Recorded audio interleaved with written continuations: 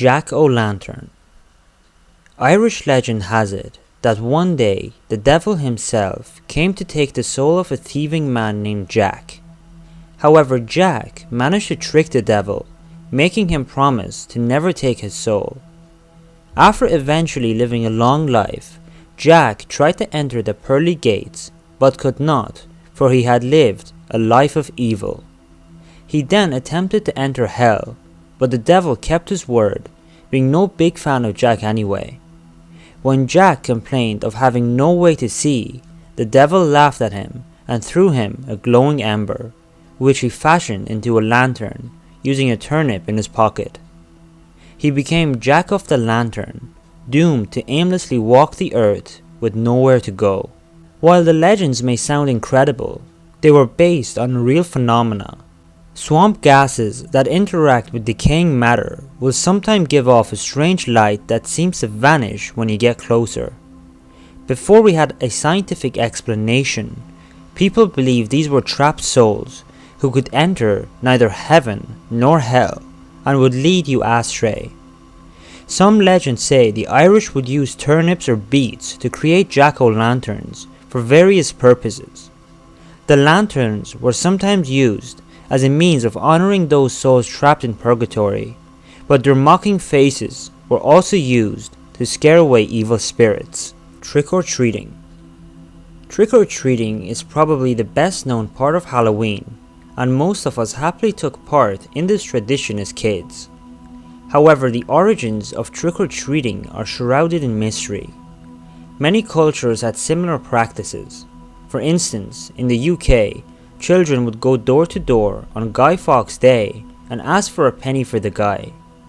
In Ireland and the old Sound days, it was fairly customary for orphans and widows to beg for supplies. After all, Sound marked the beginning of the cold months, and they would need all the help they could get. However, the actual phrase trick-or-treat likely has much more modern origins. Some suggest that the phrase began in America in the early 20th century with the arrival of Irish immigrants who brought their mischief along with them. To combat pranks and other mischief by poor children, people suggested offering treats to them as a small bribe. For this reason, in its early days, Halloween was often known as Beggar's Night. Haunted houses. Many of us visit haunted houses around Halloween.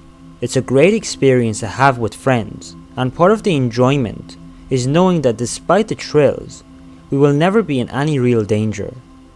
Unfortunately, even though our rational minds tell us this, our fight or flight response is still in working order. One lady recalled an experience she had while volunteering at a haunted house. She had been lying in a coffin and popping out at people when one girl was so overwhelmed by fear she started pummeling her until she was pulled away. Unfortunately, there are sometimes dangers for haunted house volunteers apart from the customers.